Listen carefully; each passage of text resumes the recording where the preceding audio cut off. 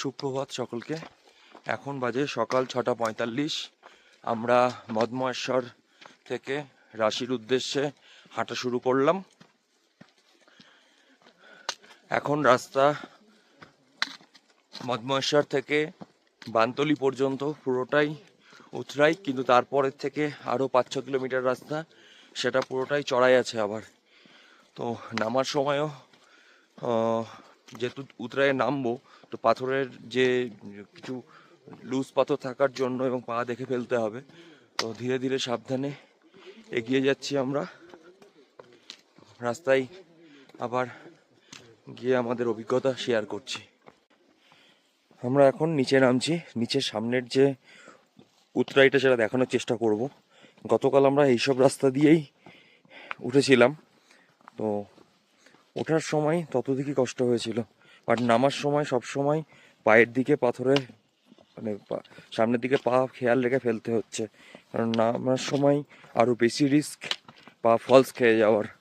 এবং অনেক লুজ পাথর আছে, যে পাথরগুলো যদি কোনো কারণে সরে যায় তো দুর্ঘটনা ঘটে যেতে পারে।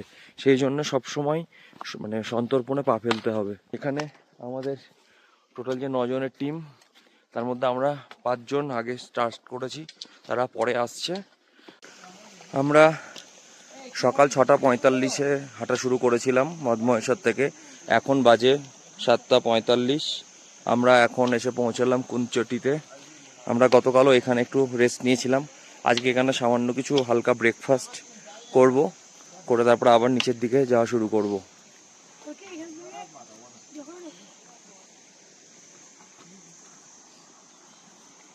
আমরা অনেকটাই নিচে নেমে এসেছি, প্রায় নানুর কাছাকাছি চলে এসেছি।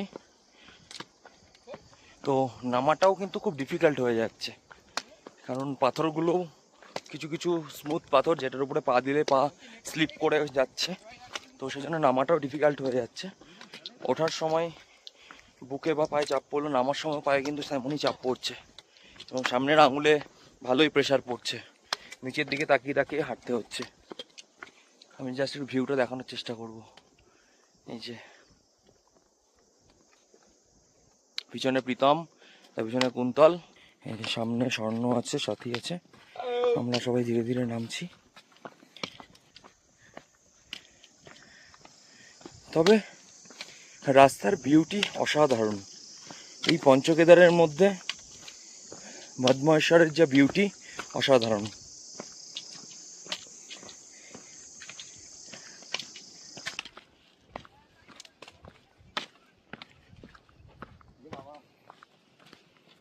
আমরা মোটামুটি উপর থেকে 1 ঘন্টা 45 মিনিট 50 মিনিটের মধ্যে আমরা নানু এসে পৌঁছালাম। নানুতে আমরা একটু জাস্ট দাঁড়িয়েই আমরা আবার নিচের দিকে হাঁটা শুরু করলাম। হর হর মহাদেব। আমরা এখন উপর থেকে নেমে খাডারা, যে এখানে যে বন দপ্তরের যে চেকপোস্ট আছে এবং তার পাশে যে হোমস্টে আছে, আমরা সেখানে এসে একটু জাস্ট রেস্ট করছি নিচে নামার সময়। এরপরে আমরা আপার বানতলি, তারপরে লোয়ার বানতলি দিয়ে নিচ পর্যন্ত নামবো, পুরোটাই উতরাই। তারপরে লোয়ার বানতলি থেকে একদম গন্ডার হয়ে আপ টু রাশি পর্যন্ত পুরোটাই আবার চড়াই রাস্তা। রাস্তা খুবই এখনো পর্যন্ত উতরাই, এই জন্য নামতেও খুব প্রবলেম হচ্ছে। সবাইকে দেখে বোঝা যাচ্ছে নামতেও সবার অসুবিধা হচ্ছে।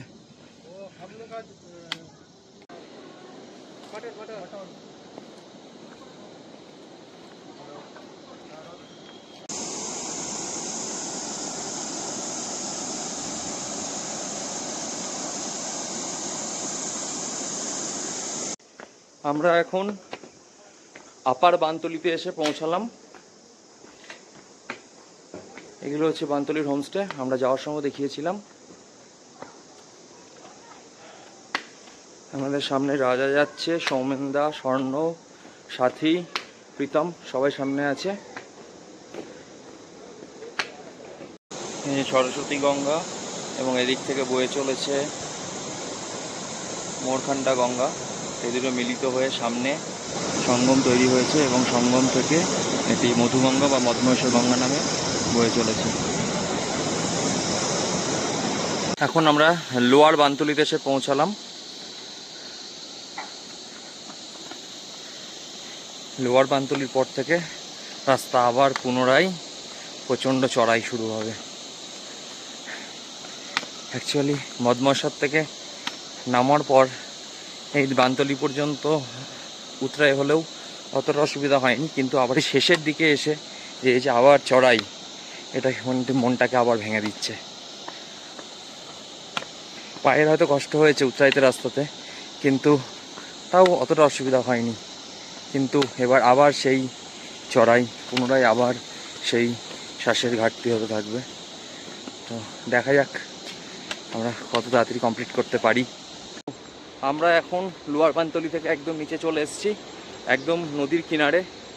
যাওয়ার সময় যেমন দেখিয়েছিলাম আমরা নিচে এখানে প্রচুর ফটো তুলেছিলাম, মজা করেছিলাম। তো সেই জায়গায় আমরা পুনরায় আবার চলে এসেছি। এই জায়গাটা একদমই পাথুরে আর বালি জায়গা।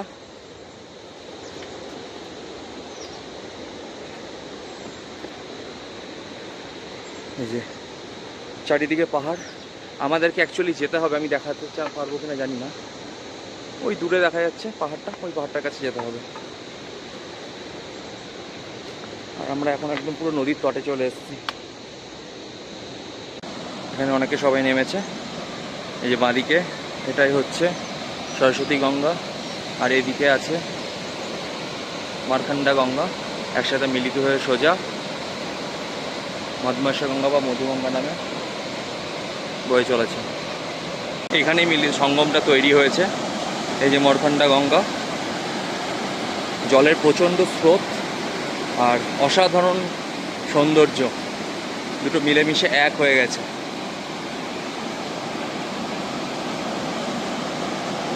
অসাধারণ লাগছে, অসাধারণ। এখানে একটা সাসপেনশন ব্রিজ তৈরি করা আছে জাস্ট টেম্পোরারি বেসিসে। আমরা এখন এর উপর দিয়ে পার হব। সুন্দর একটা মনোরম পরিবেশ। তবে এরপর থেকেই শুরু হলো আসল আবার পরীক্ষা। আবার এই বাকি 4 কিলোমিটার আটতরিঘাট পর্যন্ত আবার এই চড়াই রাস্তা। আমি দেখাবো চড়াই রাস্তাটা কেমন। সামনে এরকম আবার চড়াই, এই যে সবাই নামছে দেখুন কেমন প্রচণ্ড চড়াই।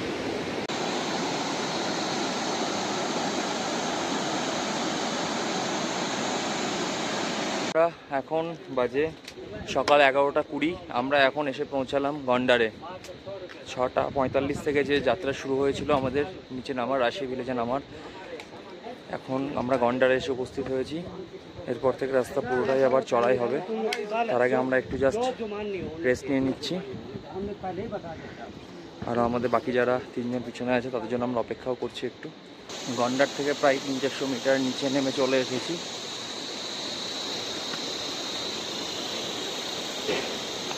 এই ব্রিজটা আছে, এই ব্রিজটা পার করার পর থেকেই পুরো রাস্তাটাই আবার চড়াই। আমরা এখন দেবীধার মন্দির এসে পৌঁছালাম। এখান থেকে আত্তলিধার আর 3.550 কিলোমিটার। একটা দারুণ রাস্তা আত্তলিঘাট যাওয়ার পথে। একটা বিশাল বড় রক্স, সেটার আন্ডারে একটা শেল্টার মতন তৈরি হয়ে গেছে। দারুণ, অসাধারণ লাগছে জায়গাটা, দারুণ লাগছে।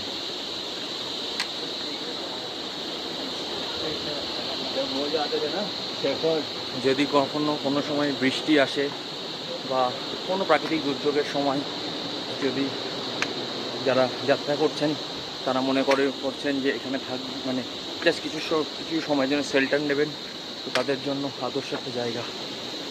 আত্তলিধার এখান থেকে আর 2.5 কিলোমিটার। সামনের রাস্তাটা এবার মনে হচ্ছে আবার চড়াই শুরু হবে। পাশ দিয়ে বয়ে চলেছে মধুগঙ্গা নদী, যেটি মধুমহেশ্বর নদী নামেও পরিচিত।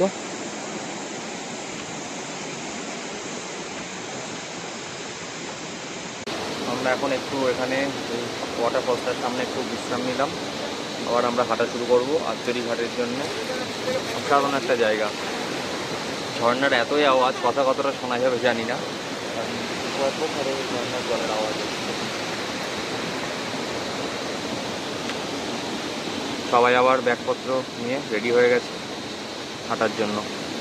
অবশেষে আমাদের 3 দিনের যে মদ মহেশ্বর যাত্রা সেটা শেষ করতে চলেছি, আর 500 মিটার বাকি আছে। কিন্তু আমরা এতই ক্লান্ত, আমাদের চোখে মুখে সেটা স্পষ্ট। প্রচন্ড কষ্টকর জার্নি, প্রচন্ড কষ্টকর যাত্রা, প্রচন্ড দুর্গম পথ, কিছু কিছু জায়গায় পথ নেই বললেই চলে। একটা বিশেষ বার্তা, সেটা হচ্ছে আপার বান্তরির পর থেকে যে খাড়াই শুরু হচ্ছে নানুর পর থেকে, সেটা প্রায় 45 ডিগ্রি অ্যাঙ্গেলে উপরের দিকে উঠছে। তাই একদিনে যাদের শরীরে জোর আছে তারা হয়তো চলে যাচ্ছে, কিন্তু রাত 10টা বেজে যাচ্ছে। একদিনে মদ মহেশ্বর সম্ভব না, 2 দিন রাখাটাই বুদ্ধিমানের কাজ। একটানে আপনি নানু চলে যান, নানু থেকে মদ মহেশ্বর চলে যান, এটাই আমার বক্তব্য, আর কিছুই না, কারণ প্রচন্ড কষ্টকর। এই শেষের 1 কিলোমিটার রাস্তাটা খুবই দুর্গম এবং নামার সময় প্রচণ্ড চড়াই, এরকম পুরো ল্যান্ডস্লাইড হয়েছে। এরকমভাবে পাহাড়ে যে ল্যান্ডস্লাইডগুলো হয় এরকমভাবে নেমে এসছে উপর থেকে পাথর, রাস্তা একদম নেই বললেই চলে।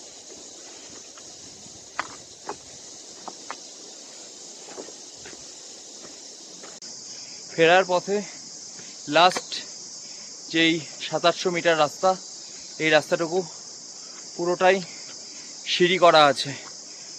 আমি একটু দেখাচ্ছি, এই যে বাঁদিকে যে রাস্তাটা, একটা রাস্তা মতন আছে, গাছ পড়ে আছে, এটা আগের একটা রাস্তা ছিল, বাট এখন সিঁড়ি দিয়ে এই রাস্তাটা হয়েছে।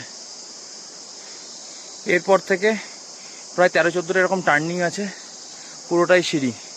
আমরা এবার সিঁড়িতে ওঠা শুরু করব ফেরার পথে।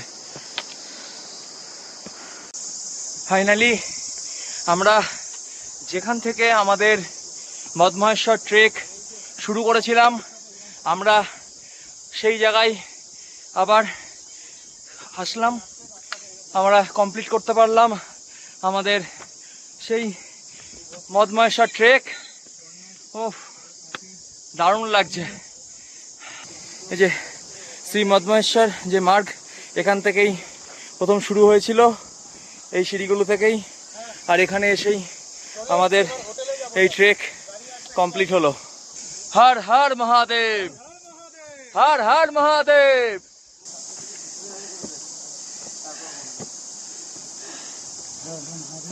হর হর মহাদেব।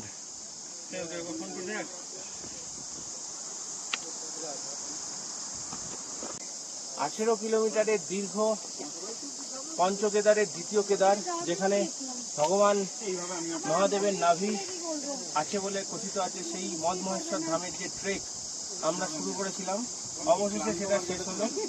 প্রচণ্ড কষ্টকর এবং ক্লান্তি ভরা এই ট্রেকের শেষে একটাই কথা বলি, রাস্তার ক্লান্তি যথেষ্ট এবং কষ্টসাধ্য ট্রেক, কিন্তু প্রাকৃতিক নয়নাভিরাম দৃশ্য আর সঙ্গে মধুগঙ্গা নদীর কলতান, দুটো মিলিয়ে এক অসাধারণ অনবদ্য অনুভূতি। আপনারা সবাই আসুন, কষ্ট করে হলেও মদ মহেশ্বর ট্রেকটা করুন। আমরা অবশেষে একদম আমাদের যেখান থেকে আমাদের হাঁটা শুরু হয়েছিল সেই জায়গায় আসলাম। গাড়ি আমাদেরকে নিতে এসছে। আমরা এখান থেকে যাব এখন রাশি ভিলেজে, যেখানে আমরা লাস্ট দিন ছিলাম, মানে ট্যুর শুরু করার আগে। সেখানে